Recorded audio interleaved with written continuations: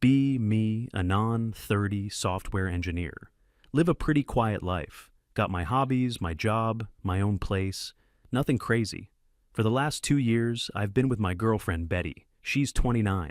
When we first met, things were great. She was smart, funny, ambitious. She was also very vocal about her worldview. A staunch feminist, always talking about the patriarchy, systemic issues, stuff like that. I'm a live and let live kind of guy, so I didn't really care. People can believe what they want. I just figured it was part of her personality, something she was passionate about. The first year or so was smooth. We had fun, traveled a bit, everything seemed normal. The cracks started showing slowly, so slowly I barely noticed them at first.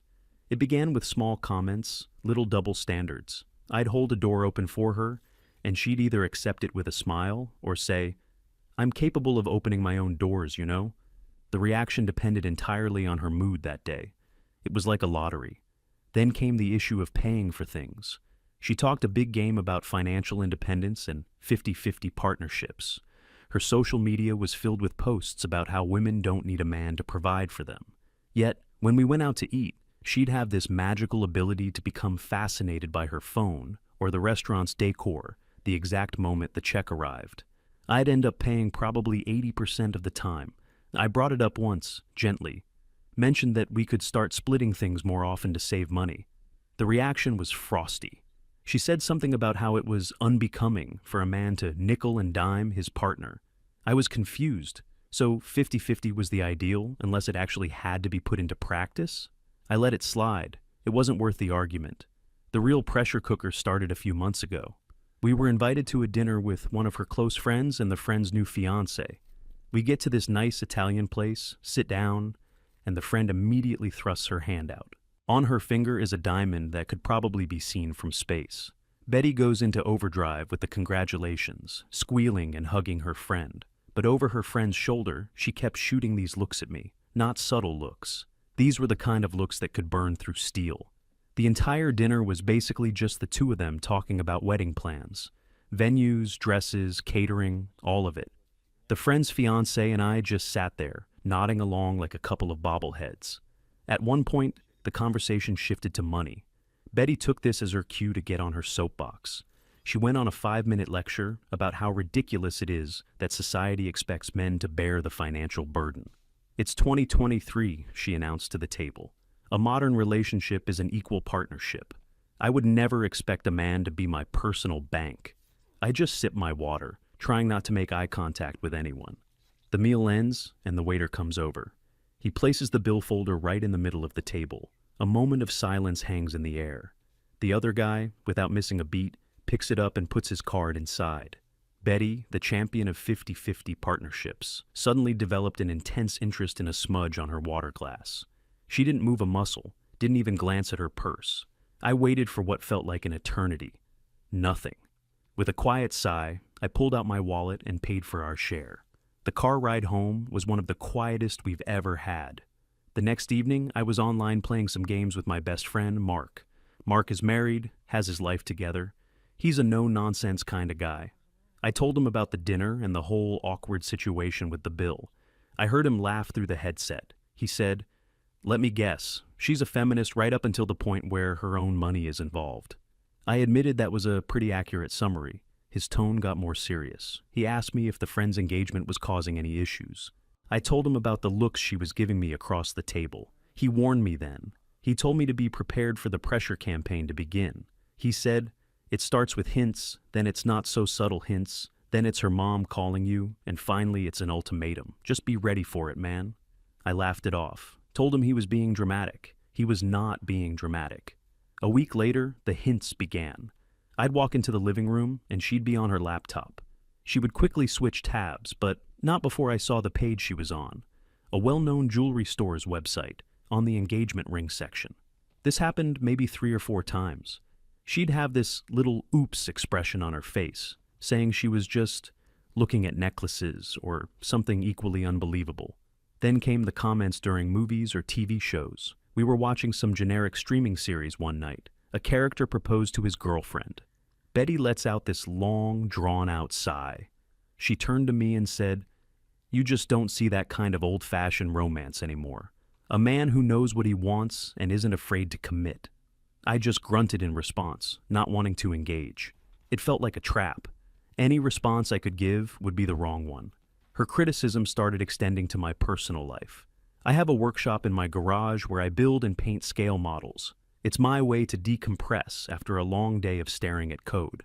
I've been doing it for years. She always used to say it was a cute hobby. Suddenly, it wasn't cute anymore. It was immature. She started asking me when I was going to outgrow my toys and find a real adult hobby.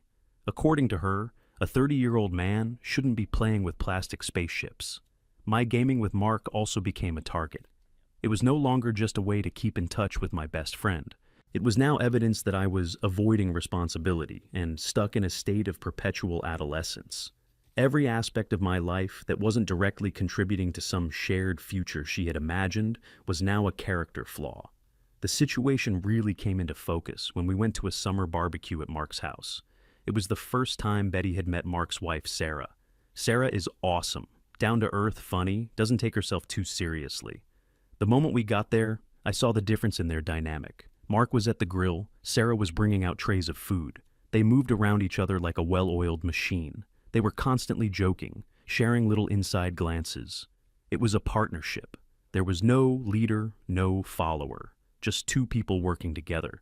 We were all sitting around the patio table later, just chatting. Sarah was telling a story about how they bought their house. She was talking about how they both worked extra shifts and saved every penny for 2 years to get the down payment. She laughed and said, "We were so broke. We lived on ramen and dreams for a while, but we did it together. We were a team." It was a nice story about mutual effort and shared goals. Betty, however, heard something else entirely. She had this faint, condescending smile on her face. She chimed in with, "That's sweet. It's just so important for women to have their own financial independence, though. I could never imagine putting my future on hold and waiting for a man to build a life for me." The air went completely still. Mark just stared at her. Sarah's friendly smile froze on her face. She had just told a story about being an equal partner in building a life, and Betty had twisted it into a narrative about being a dependent, helpless woman. The implication was that Sarah was somehow less of a feminist because she had built something with her husband instead of doing it all by herself. Sarah, to her credit, handled it with grace. She just gave a little confused laugh and said, "Oh, it was never about waiting. It was about building it faster, together." Then she immediately changed the subject. Betty seemed completely oblivious to the social crater she had just created. On the drive home, I didn't say anything about it. I knew it would just start a massive argument that would go nowhere. But it was a huge turning point for me. I saw her ideology in action, and it wasn't about equality. It was about female superiority, dressed up in academic language. In her world, a woman achieving something alone was a triumph. A man and a woman achieving something together was a woman compromising her independence. After that BBQ, the pressure ramped up even more. She started talking about her friends' weddings constantly. Every conversation seemed to circle back to it. Jessica's wedding is going to be in the fall. Her fiancé got her the most beautiful ring. "Did you see Lauren's engagement photos? They look so happy. He really stepped up." It was exhausting. It felt like every discussion was a veiled accusation. She also began to weaponize her family against me. She'd be on the phone with her mom and would conveniently put it on speakerphone whenever I was in the room. Her mom would inevitably ask, "So, has Jerry bought a ring yet? My friends are all asking me when you're going to get engaged." Betty would do this fake, flustered routine. "Oh, Mom, stop. You're embarrassing me. We're taking things at our own pace." But she'd be looking right at me with a smirk on her face. It was a calculated move. The us and we in our relationship started to disappear. It was no longer about what we wanted for the future. It was about what she deserved, what she was owed after investing 2 years of her life. Her posts on social media became more aggressive. Long rants about men who have commitment issues and the emotional labor that women perform in relationships. Her friends would all comment in agreement, creating this echo chamber where her feelings were not just validated, but amplified. To them, I was just another anonymous male statistic, another example of toxic masculinity and men's fear of strong women. They didn't know that I was the one paying for most of our dates. They didn't know I was the one who fixed her car when it broke down last winter. They didn't know I spent a week helping her father put up a new fence at his house. All they knew was the narrative she presented, a successful woman being held back by a man-child who wouldn't commit. I felt like I was going crazy. On one hand, I did care about her. There were still good moments, but on the other hand, I felt like I was being backed into a corner. Marriage was being presented not as a mutual decision between two people who love each other, but as a prize that she had earned and that I was withholding. The ring wasn't a symbol of love anymore. It was a trophy. It was a status update. I talked to Mark about it again. He listened patiently while I vented for 20 minutes. When I was done, he was quiet for a moment. Then he just said, "Dude, a relationship is a partnership, or it's nothing. You're not a partner in her eyes. You're an accessory, a resource, a stepping stone to the life she thinks she's supposed to have." He asked me a simple question that hit me like a ton of bricks. Do you honestly think she would be there for you if you lost everything tomorrow? If you lost your job, your apartment? Would she be your partner in rebuilding, or would she be gone? I didn't have an answer, and the fact that I didn't have an immediate yes was the only answer I needed. I knew then that things were coming to an end. I just didn't realize how soon or how explosive it would be. The breaking point came on a random Tuesday night. I came home from work, tired, just wanted to eat dinner and relax. Betty was sitting on the couch, staring at her phone. She didn't even look up when I came in. The atmosphere was heavy. I could tell she was angry about something. I asked her what was wrong. She looked up from her phone, and her eyes were filled with rage. She told me her younger cousin just got engaged, her 24-year-old cousin, who had been dating her boyfriend for just over a year. That was the final straw for her. The fuse was lit. She stood up and started pacing the living room. The calm, collected intellectual persona she projected to the world was gone. What was left was pure, unfiltered rage. She started yelling, not just talking loudly, but yelling. "I don't understand what is wrong with you. What is your problem?" I tried to calm her down, told her to lower her voice. That was like throwing gasoline on a fire. "No, I will not lower my voice. I have been patient. I have been understanding." She was gesturing wildly, her face red. "My little cousin, who is 5 years younger than me, is getting married. Every single one of my friends is either engaged or married. And what do I have? What am I doing?"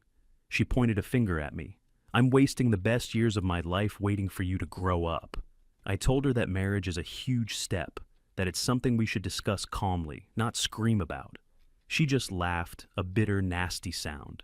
"Discuss? We've been together for 2 years, Jerry. The discussion is over. What more do you need to know? You know my goals. You know what I want. Why are you dragging your feet?"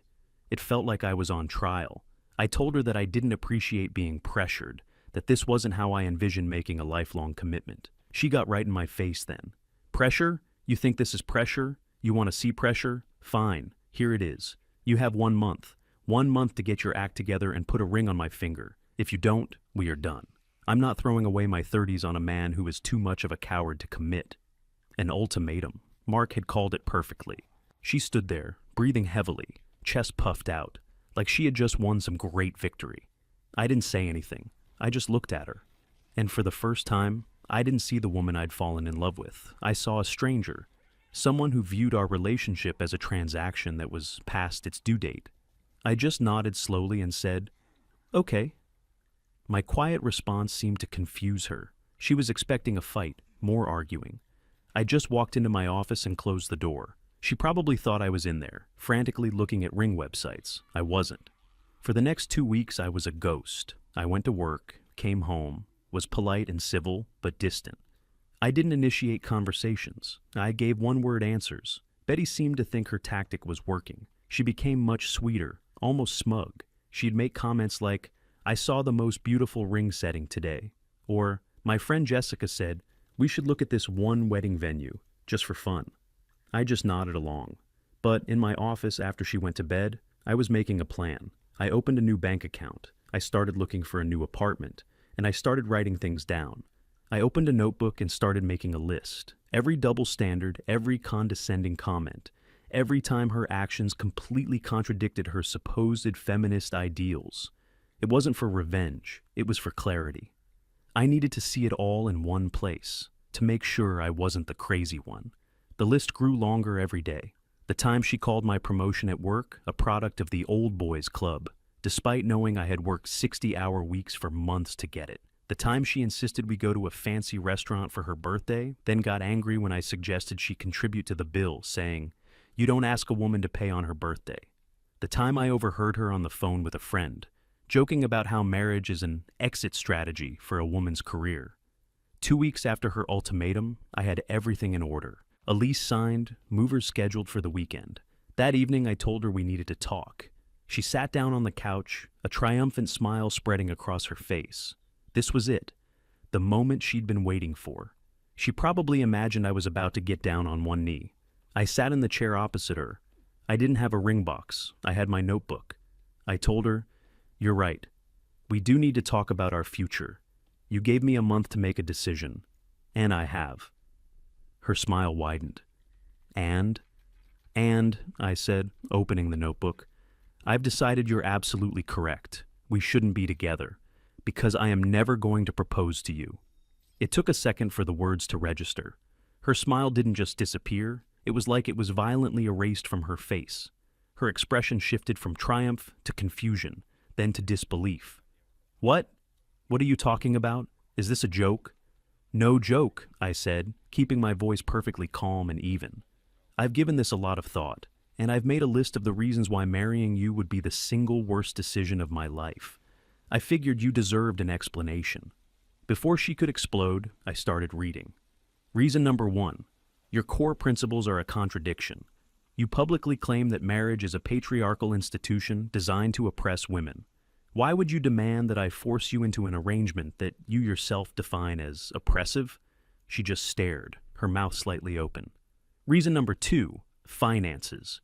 You preach about 50-50 partnership, but a review of my bank statements shows that I've paid for approximately 82% of all our shared expenses for the past year. That's not a partnership. That's me subsidizing your lifestyle while you claim financial independence. "That's not true," she sputtered. "I have the receipts," I said flatly and continued. Reason number 3, your contempt for men. I have listened to you talk about toxic masculinity, male privilege, and the general inadequacy of men for 2 years. You don't see me as an individual. You see me as a representative of a gender you fundamentally seem to despise. How can you build a life with someone you don't even respect? I didn't wait for an answer. Reason number 4, lack of support. A partner is supposed to be a cheerleader. When I talked about wanting to start a small side business, you called it a risky distraction. You didn't offer encouragement.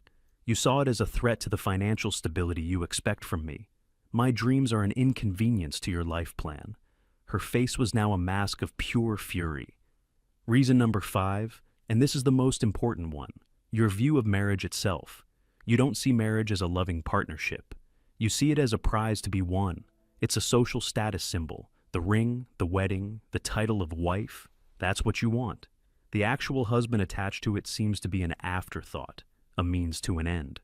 I closed the notebook. So, no, I'm not going to propose. I'm not a coward who is afraid of commitment. I am a rational person who is afraid of entering into a legally binding contract with a hypocrite who has shown me nothing but contempt and disrespect. Your ultimatum worked. It forced me to make a decision. And my decision is to end this. The silence in the room was deafening. Then came the explosion. You misogynist!" she screamed, her voice cracking. "You are everything that's wrong with men. You can't handle a strong, successful woman, so you have to tear her down with this list of lies." She stood up and started throwing things. A decorative pillow hit the wall next to my head, then a magazine. "It's all because of your fragile male ego. You're intimidated. You're pathetic." I didn't flinch. I just sat there and watched. Her entire argument was an ad hominem attack. She didn't refute a single point I made. She couldn't, because they were all based on her own words and actions. All she had left was a list of buzzwords. I stood up. "My movers are coming on Saturday. I'll be out of your life by the end of the weekend. You can tell your friends and family whatever you want. Tell them I was a coward. Tell them I was intimidated. We both know the truth." I walked into the bedroom and started packing a bag with my essentials for the next few days. She followed me, screaming the entire time. Curses, insults, accusations. It was all just noise. It was the sound of her carefully constructed narrative falling apart, and she couldn't handle it. I walked out of the apartment without looking back. The sound of her yelling faded as I walked down the hall. The sense of relief was overwhelming. It felt like I had taken off a 100-pound backpack I didn't even realize I was carrying. Fast forward about 3 months. I was sitting in a bar with Mark, having a beer. My new apartment was great. It was smaller, but it was mine. I had invested the money I was saving from not paying for 2 people into that side business I had wanted to start. It was slowly beginning to take off. My models and gaming stuff were set up, and nobody was there to call them immature. I was happier than I had been in a long time. I was free. Mark slid his phone across the table to me. "You should see this." It was a screenshot of Betty's social media page. There was a very long post, complete with a selfie of her looking sad but resolute. The text was an epic saga. It was about how she had finally found the strength to leave a toxic relationship. It talked about the subtle signs of emotional abuse, about men who use weaponized incompetence to control their partners. It painted a picture of me as a manipulative, insecure man-child who couldn't stand her success and tried to sabotage her happiness. The final paragraph was a call to arms for all strong women to never settle for a man who is not ready to celebrate them. The comment section was a flood of support from her friends. "You're so brave. His loss, queen. This is why I've given up on men." I read the whole thing. I didn't feel angry. I didn't feel hurt. I just felt nothing. I handed the phone back to Mark. He looked at me, expecting some kind of reaction. I just took a sip of my beer and smiled. "Let her have her story," I said. "She needs it more than I do." We clinked our glasses. The truth didn't need 1,000 likes to be real, and I was finally living it.